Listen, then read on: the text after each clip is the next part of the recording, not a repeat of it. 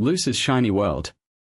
Lucy Lightwing hummed along to the soft jazz filtering from her computer as she meticulously aligned a stack of lavender-scented folders. Each was labeled in her precise, almost calligraphy-like handwriting: Q3 Marketing Analytics, Project Nightingale, Preliminary Research, Client Correspondence, August. A small, satisfied sigh escaped her lips. Order was peace, and her small, sun-drenched office on the 47th floor of Shiny Apple's headquarters was her sanctuary of serenity. 12 years. 12 years she'd dedicated to this company. From intern fetching coffee to senior project manager, she'd climbed the ladder rung by painstaking run. Shiny Apples wasn't just a job, it was woven into the very fabric of her being. A frantic knock broke her reverie. Brenda, from accounting, stood in the doorway, her face a mask of distress. "Lucy, honey, I am so screwed. The new system update, it's completely wiped out the vendor payment ledger. Mr. Davies is going to have my hide." Lucy's first instinct was a familiar pang of anxiety. She had a mountain of her own work to conquer before the end of the day. But Brenda's shoulders were practically trembling. Okay, breathe. Let's take a look." She swiveled her chair and gestured for Brenda to sit beside her. For the next hour, Lucy patiently navigated the labyrinthine new system, explaining the intricacies of data retrieval with a gentle, reassuring tone. Brenda, initially flustered, gradually regained her composure, her gratitude radiating in waves. "You're a lifesaver, Lucy. Seriously, I owe you big time." Lucy waved her hand dismissively. "Don't worry about it. We all have those days." But a small, quiet voice in her head whispered, "When will you prioritize yourself, Lucy?" With Brenda gone, Lucy stretched, the subtle stiffness in her shoulders a familiar ache. She walked to the expansive window, the glass cool against her forehead. From this height, the city unfolded like a vibrant tapestry. Tiny yellow cabs snaked through the streets, the river glinted like scattered diamonds, and the distant mountains wore a hazy crown of mist. Shiny Apples. The name always made her smile. It was optimistic, wholesome, promising. And for 12 years, it had delivered on that promise. She'd poured her heart and soul into this place. She'd sacrificed evenings, weekends, even vacations, all in the name of Shiny Apples. A new building was going up downtown. She smiled. Her building? Sort of. At least the offices she would soon occupy. The corner office with its panoramic views. That office was waiting for her. She smiled again, wider this time. The sparkly email of doom. Lucy hummed along to the coffee shop jazz drifting from her laptop as she finalized the Henderson account report. Everything was falling into place. The Q3 projections were stellar, the team was humming like a well-oiled machine, and for the first time in months, she felt like she could actually breathe. Maybe, just maybe, she'd even book that long-overdue spa day. Her shoulders ached something fierce, a constant reminder of the late nights and endless spreadsheets. Then, the dreaded ping. An email from Bartholomew Bigwig himself. Lucy's stomach flipped. Mr. Bigwig rarely deigned to communicate directly unless something was terribly wrong, or more likely, he wanted to take credit for something. The subject line read simply, reorganization. The email itself was a monument to corporate insensitivity. It started with a nauseatingly cheerful, "Greetings, valued employee." He didn't even know her name, it was Lucy, not valued employee. Then, in language so convoluted it could rival a tax code, it explained that due to restructuring and strategic realignment, her role as senior project manager was being re-evaluated. Effective immediately, she would be transitioning to a project coordinator position, reporting to Kevin, the intern she'd practically trained from scratch last summer. Lucy stared at the words, the cheerful sparkle animation in Mr. Bigwig's signature mocking her. A demotion. After 12 years of blood, sweat, and tears for Shiny Apples, she was being demoted. For what? Had she missed something? Was there a hidden performance review she hadn't seen? Her fingers trembled as she scrolled back to the top of the email, rereading the saccharine greeting, the impersonal explanation. It felt like a slap in the face, delivered with a smiley face emoji. The coffee shop jazz suddenly sounded tinny and discordant. The Henderson account report, once a symbol of her competence, now mocked her from the screen. The spa day fantasy dissolved, replaced by a cold, hard knot in her stomach. All that order, all that accomplishment, gone. Just like that. She felt a strange mixture of confusion, anger, and a deep, bone-weary sadness. 12 years. And this was how Mr. Bigwig thanked her. With a sparkly email of doom. A grasshopper's green offer. The last box was taped, labeled, and stacked neatly beside the others. Lucy surveyed her office, a wave of satisfaction washing over her. Everything was in order. Finally. Too bad it was all going into storage. A soft chime from her laptop pulled her from her thoughts. It was a message from Greg Greenleaf on LinkedIn. Lucy, hope you are having a good week. Any chance you're free for a quick chat sometime soon? Would love to catch up. A smile tugged at Lucy's lips. Greg. She hadn't spoken to him properly since that conference in February. He was always such a ray of sunshine. Hey Greg. Good to hear from you. I'm free tomorrow afternoon. Say 2 p.m. The reply came instantly. Perfect. Talk then. The next day, right on time, Greg's face popped up on her screen, his smile as warm as she remembered. Lucy. Great to see you. How are things? Busy, Lucy admitted, but good. Wrapping up a big project. She omitted the part about wrapping up her career at Shiny Apples. That's fantastic. So, listen, the real reason I wanted to chat. We've been expanding the project management team here at Greenfields, and your name came up. I remember being so impressed with your presentation on cross-departmental collaboration at the conference. Lucy's heart did a little flip. Oh, she managed, trying to keep her voice even. Yeah. We are really trying to build a culture of support and innovation. We need someone with your experience to help lead the charge. We are not just about profits here, Lucy, we genuinely care about our people. Greg leaned forward, his eyes earnest. We are offering a senior project manager role, reporting directly to the VP of Operations. It's a chance to really make a difference. He outlined the role, emphasizing the collaborative environment and the company's commitment to employee well-being. He spoke of flexible hours, professional development opportunities, and a genuine emphasis on work-life balance. Lucy found herself nodding along, a feeling she hadn't felt in a long time bubbling up inside her. Hope. The salary, Greg continued, is competitive, of course. But beyond that, we offer a comprehensive benefits package, including extended health, generous parental leave, and a profit-sharing program. Lucy had stopped taking notes after the words work-life balance. It was like he was speaking a language she had almost forgotten existed. Shiny Apples had become a relentless grind, a place where personal lives were sacrificed at the altar of deadlines. It sounds incredible, Greg, she said, a genuine smile spreading across her face. I'm definitely interested. That's fantastic, Lucy. I knew you'd be a perfect fit. I'll send over the job description and details. Let's schedule a formal interview next week. As she ended the call, Lucy felt a lightness she hadn't experienced in months. The weight of Shiny Apples, the constant pressure, the unspoken demands that all seemed to lift a little. A grasshopper's green offer. It was a lifeline. The secret's wait. The rhythmic tick-tock of the antique clock on her office wall mocked Lucy's frantic energy. Back and forth she paced, the plush carpet muffling her steps but doing little to quiet the storm in her head. Greenfields. The word shimmered in her mind, a verdant oasis promising growth and sunlight, a stark contrast to the polished, predictable world of Shiny Apples. She paused, looking at the meticulously organized files on her desk, each label perfectly aligned. Order. She craved it, built her life around it. But lately, the order felt like a gilded cage. The Greenfields offer wasn't just a promotion, it was a chance to breathe, to actually use her creativity again, not just manage other people's. Her phone buzzed. It was Sarah. Drinks tonight. Need to vent about the Henderson account. Lucy hesitated. Venting sounded appealing. Actually, could we maybe grab coffee instead? Got something I need to discuss. The cafe was buzzing with the after-work crowd.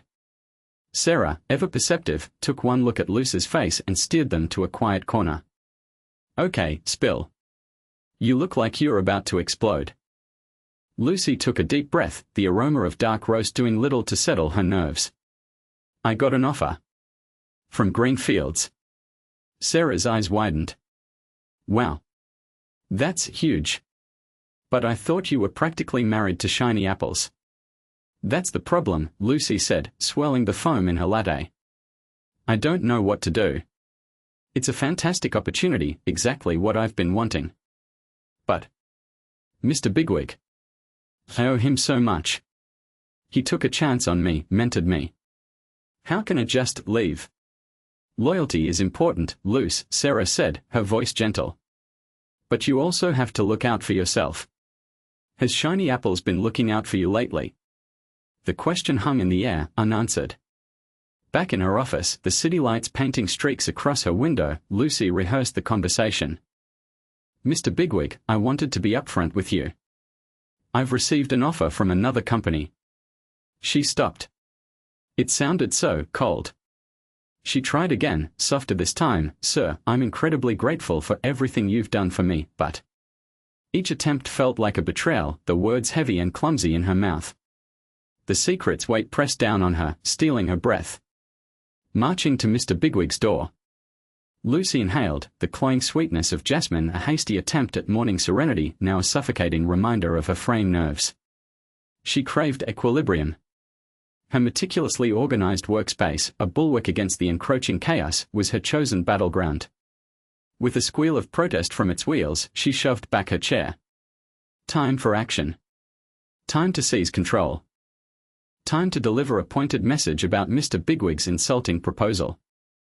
The relentless hum of Shiny Apple's fluorescent lights followed her through the sterile corridors, a soundtrack to her resolute march.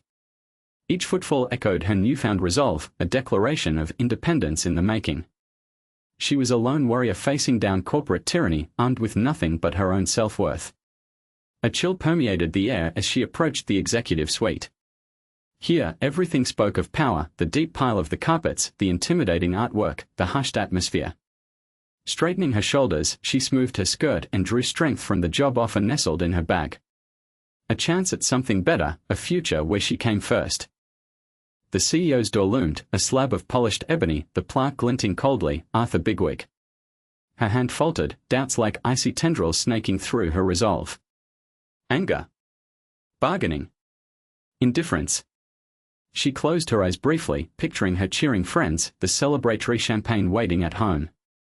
This was more than personal, it was a stand for all those crushed beneath the corporate wheel of Shiny Apples. Another deep breath, and she knocked. 3 sharp raps broke the silence, a gauntlet thrown, a promise delivered. It was the sound of Lucy Lightwing finally taking the reins. The Bigwig's surprise. Lucy smoothed the floral print of her dress, a splash of color against the corporate gray of Mr. Bigwig's domain. The air conditioning whispered, a chill counterpoint to the frantic drumbeat in her chest. 100 mental rehearsals amounted to nothing. Before his expansive mahogany desk, the carefully constructed phrases dissolved. Mr. Bigwig rotated to face her, a patronizing half-smile twisting his lips. Ah, Lucy.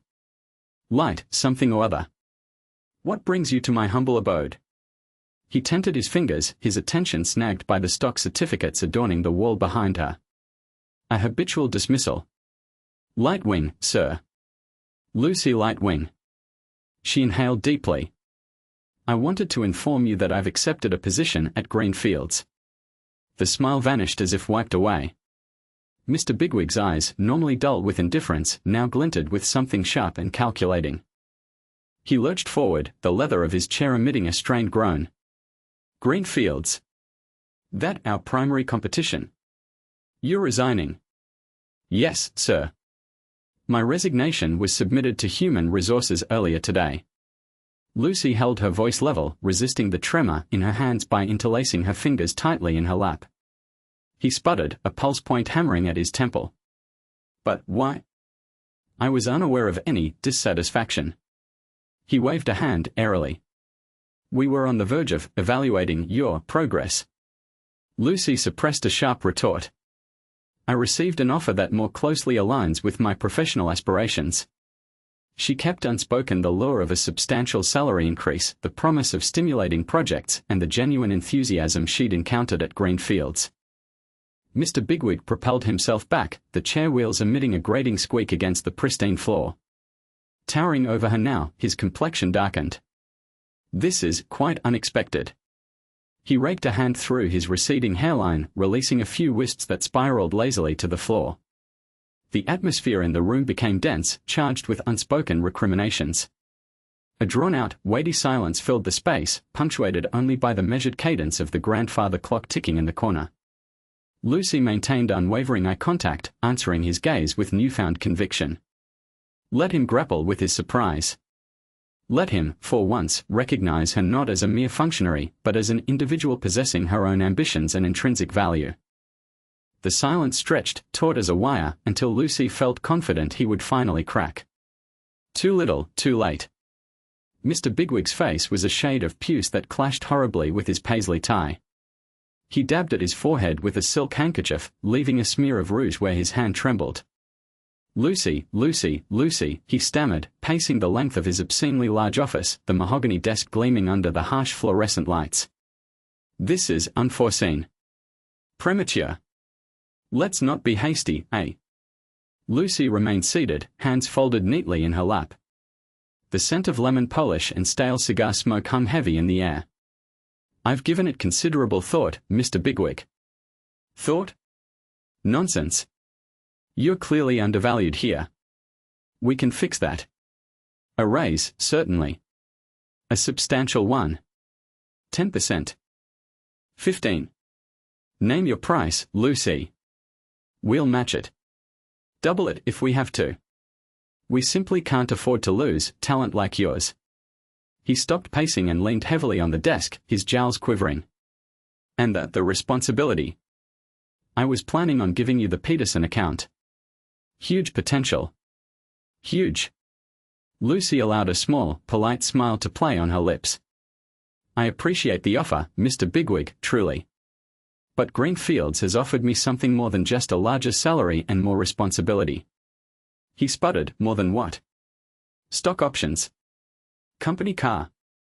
I can throw those in. We have perks coming out of our ears. It's about the work itself, Lucy said softly, her gaze steady. At Greenfields, I'll be focusing on sustainable initiatives, on projects that genuinely contribute to something positive. She gestured vaguely towards the window, towards the city skyline choked with smog. It's a different ethos.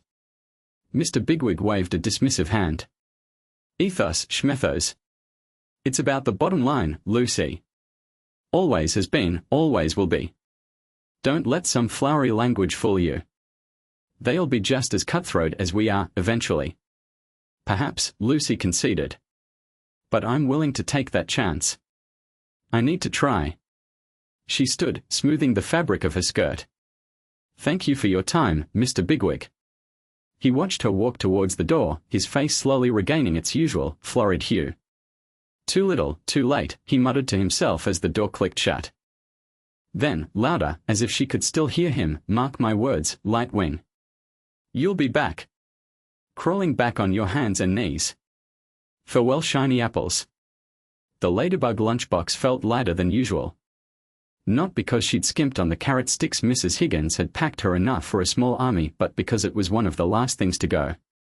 Soon, the desk would be bare, stripped of the post-it note rainbows and the miniatures and garden Maya had gifted her last Christmas.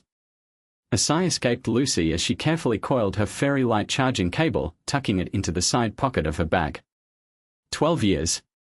12 years she'd spent under the fluorescent glare of shiny apples, climbing the ladder rung by agonizing run. Now, she was willingly stepping off, trading the polished metal for, well, she wasn't entirely sure what Greenfields was polished with. Hope, maybe. Last day jitters? Brenda asked, leaning against the doorframe of Lucy's cubicle. Brenda, with her ever-present cloud of lavender perfume and a heart bigger than the break room fridge. Something like that, Lucy admitted, forcing a smile. Feels a bit surreal. You deserve it, Luce. Seriously. Don't let Mr. Bigwig's ego bruise you on the way out. You're too good for this place. Brenda's words were gruff, but her eyes were soft. She pushed a small, brightly wrapped package into Luce's hands. Open it later, when you're settled. The well wishes continued throughout the morning. A signed card from the team, a ridiculously oversized stress ball shaped like an apple from accounting, even a surprisingly heartfelt handshake from Kevin, the perpetually disgruntled IT guy. Each gesture chipped away at the knot of anxiety in Lucy's stomach, replacing it with a bittersweet warmth. Finally, it was time. Her desk was a clean slate, wiped clean of the years she'd invested. Mr. Bigwig hadn't bothered to make an appearance, of course. Lucy wouldn't have expected it any other way.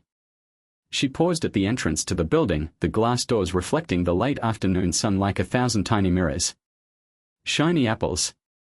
The name still tasted like ash in her mouth. She inhaled deeply, the city air a strange mix of exhaust fumes and blooming jasmine from a nearby planter. Then, with a final, lingering glance at the imposing structure, Lucy turned and walked away, the ladybug lunchbox swinging gently at her side. The future, whatever it held, was waiting. A field of green dreams. Green fields air held a different fragrance, a welcome departure from the staleness of burnt coffee and career anxieties. It was alive with verdant scents, grass, foliage, even a whisper of wildflowers. At the entrance, Greg Greenleaf's face beamed. "Lucy! Welcome aboard. We are so thrilled to have you." The lobby exploded with color, living walls draped in ferns and an assortment of eccentric furniture. Not a trace of corporate gray. Greg guided her through a labyrinth of uniquely decorated hallways to her office. Far from a drab cubicle, it was a genuine room, fashioned like a colossal, stylized leaf, its windows overlooking a sprawling meadow. "Incredible," Lucy whispered, stepping inside. Sunlight poured in, illuminating the vivid emerald walls and the ergonomic workstation. "This is truly something. We believe in fostering an inspiring atmosphere," Greg chuckled. "Helps innovation take root, you know." The first few weeks blurred in a rush of introductions and onboarding. Instead of shuffling paperwork, she brainstormed cutting-edge ideas for sustainable energy initiatives. Instead of wading through pointless emails, she collaborated with impassioned, driven colleagues. She was even encouraged to unwind with strolls through the company's own organic garden. It felt surreal, a welcome change. One afternoon, after successfully pitching a revolutionary proposal for a solar-powered community center, Lucy browsed the company store. Among the ethically sourced coffee and organic treats, a postcard caught her eye.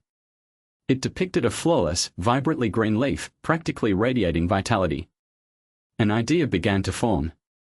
Back at her leaf-shaped desk, she scribbled a brief message: "Dear Mr. Bigwig, just letting you know I'm flourishing. Thought you might enjoy the view. Best, Lucy Lightwing." She affixed a forever stamp, relishing the irony. The post office was just a short walk away. As she dropped the card into the mailbox, she pictured Mr. Bigwig's reaction, a moment of bewilderment, perhaps even a prick of regret. But that was no longer her concern. Before her, her landscape of opportunity beckoned, brimming with potential, and she eagerly anticipated what wonders it might yield.